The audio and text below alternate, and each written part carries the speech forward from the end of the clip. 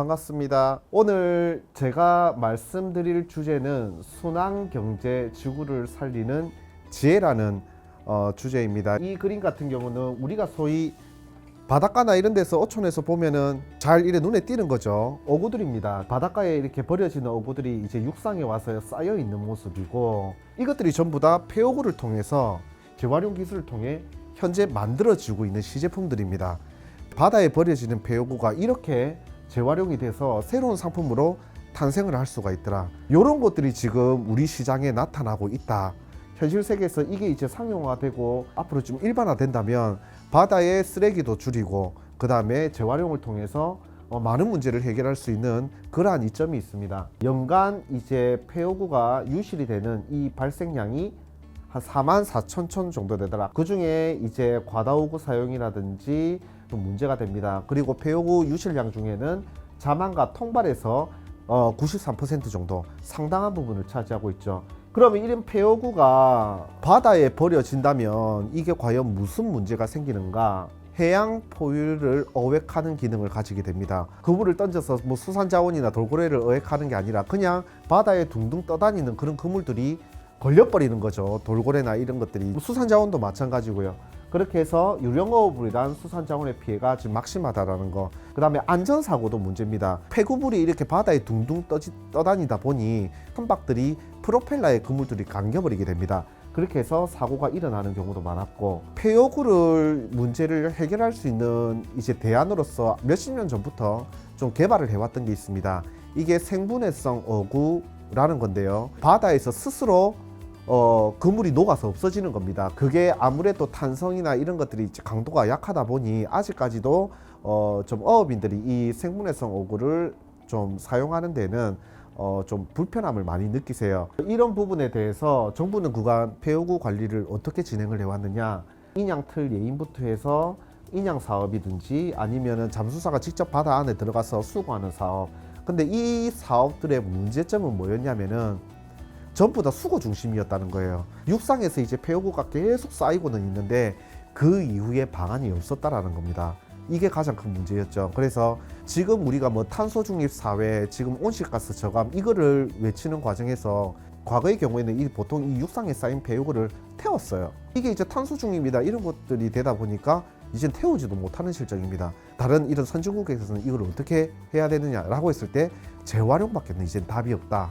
그래서 이 재활용에 대한 개념을 순환경제를 통해서 지역의 어떤 발전 산업, 친환경 산업으로서 어떤 한 경제 시스템을 구축하는 게 낫지 않을까. 그 개념이 아마 순환경제일 겁니다. 덕일섬유는 아디다스와 그런 나이키 쪽에 신발 소재를 납품하는 그런 기업입니다. 부산에 지금 위치가 돼 있고, 아디다스 쪽에 본인들이 그 신발 소재를 납품하는데 아디다스 쪽에서는 덕일섬유한테 새로 생산을 하지 말고 폐어구를 재활용해서 본인들이 아디다스 신발에 필요한 소재를 좀 만들어 달라는 주문을 받아왔습니다. 바다에 버려진 어떤 폐어구나 이런 것들을 실제로 가져와서 재활용을 해서 필요한 소재를 만들어서 납품을 한다라는 그러한 자격을 갖추고 있는 기업이라는 것을 이제 뭐 ESG 경영기업 인증서 이런 것들을 통해서 인증서를 갖추고 있는 그러한 경우도 있습니다.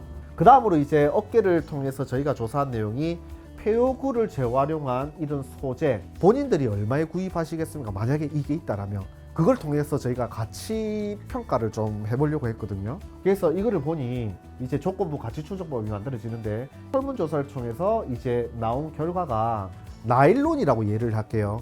재활용이 되지 않은 나일론보다 폐어구를 재활용한 나일론 소재가 17.6% 더 비싸면 재활용된 나일론을 구매하겠다. 응답이 나온 거죠. 기존 나일론보다 이 재생 나일론이 한 23%가 더 비싼데 업계의 재생 나일론 구매 의사액을 보면 한 5,890원 정도만 하면 우리는 이걸 사겠다라는 거예요. 환경을 생각해서. 그러면 7,800원에서 요 금액을 빼버리면 1,900원 정도가 나와요. 이 정도는 절감이 되어야 업계가 재생 나일론을 구매를 하겠다. 정부가 뭐를 할 수 있을까요? 그러면 구조를 봐야 됩니다. 재활용을 하는 포시스나 이런 업계들은 돈이 제일 많이 들어가는 게 선별 쪽입니다. 트럭 가지고 그 어촌 지역에 가가지고 자기 회사로 들고 와가지고 그거를 이제 일일이 이거 손으로 선별하고 있거든요. 거기서 인건비가 다 나가죠. 이거를 무슨 기계화를 통해서 자동으로 선별할 수 있는 기계를 만든다면 비용을 낮출 수 있지 않겠습니까? 그리고 부지 매입 비용도 상당합니다. 그런 부지를 뭐 정부가 좀 어느 정도 굉장히 저렴한 가격으로 부지 제공을 한다라면 이 비용을 낮출 수 있는 충분한 방안이 될 수 있겠죠. 결국은 이 폐허구 재활용 사업이 수익을 창출하고 업계가 이걸 가지고 뭔가가 성장을 하고 하려면 돈이 돼야 됩니다. 무조건 돈이 되려면 이 폐허구를 수거하고 제작하는 재활용하는 과정에서 비용이 절감이 돼야 되겠죠. 그래서 어떻게든 이 폐허구는 재활용 과정을 통해서 가치를 창출해야 합니다. 예를 들어서 폐허구에 관심이 많은 데가 포어시스, 덕일섬유, 효성, 네스파 이런 데가 이제 지금 우리나라에서 폐허구를 수거해가지고 재활용을 하고 있는 업계들인데 어업인들이 이 업계를 몰라요.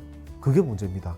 그리고 이 업계들은 어디에 폐허구가 있는지를 몰라요. 정보 네트워크가 구축이 안 된 거예요. 서로를 모르는 거예요. 서로가 필요로 하는데 서로를 모르는 거예요.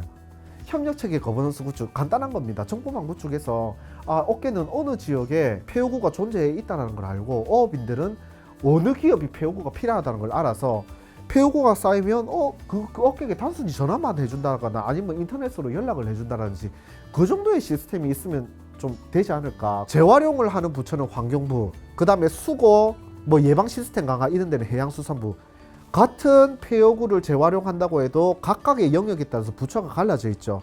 이렇게 하면 안 된다. 본부처 간의 그런 협력 거버넌스도 필요하다. 이게 가장 제가 강조하고 싶은 정책 대안이라고 오늘 이 자리에서 제가 말씀드리고 싶습니다. 제가 오늘 준비한 교육 자료는 모두가 다 마쳤습니다.